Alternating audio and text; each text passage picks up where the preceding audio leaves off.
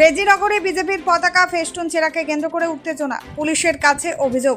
মুর্শিদাবাদের রেজিনগর বিধানসভা এলাকায় বিজেপির পতাকা ও ফেস্টুন ছেঁড়াকে কেন্দ্র করে রাজনৈতিক উত্তেজনা ছড়িয়েছে। ঘটনায় তীব্র নিন্দা জানিয়ে দোষীদের বিরুদ্ধে কঠোর ব্যবস্থা নেবার দাবি তুলেছে বিজেপি। স্থানীয় সূত্রে জানা যায়, শুক্রবার বিকেলে রেজিনগর বিধানসভা এলাকায় বিজেপির একটি সম্বর্ধনা সভার আয়োজন করা হয়েছে। সেই সভাকে ঘিরে আগেই বিভিন্ন এলাকায় দলের পতাকা ও ফেস্টুন লাগানো হয়েছিল। অভিযোগ, বৃহস্পতিবার গভীর রাতে কে বা কারা সেই পতাকা ও ফেস্টুন ছিঁড়ে নষ্ট করে দেয়। শুক্রবার সকালে বিষয়টি নজরে আসতে বিজেপি নেতাকর্মীদের মধ্যে ক্ষোভ ছড়িয়ে পড়ে। ঘটনাকে কেন্দ্র করে এলাকায় শুরু হয়েছে রাজনৈতিক জল্পনা।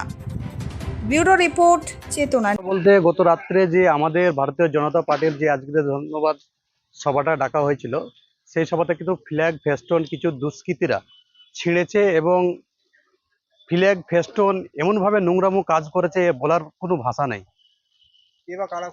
যারা করেছে তারা হয়তো কোনো দুষ্কৃতী, আমাদের জানা নেই কারা করেছে। যারা করেছে তাদের কঠিনত কঠিন শাস্তি হবে। আমার নাম নূর ইসলাম শেখ।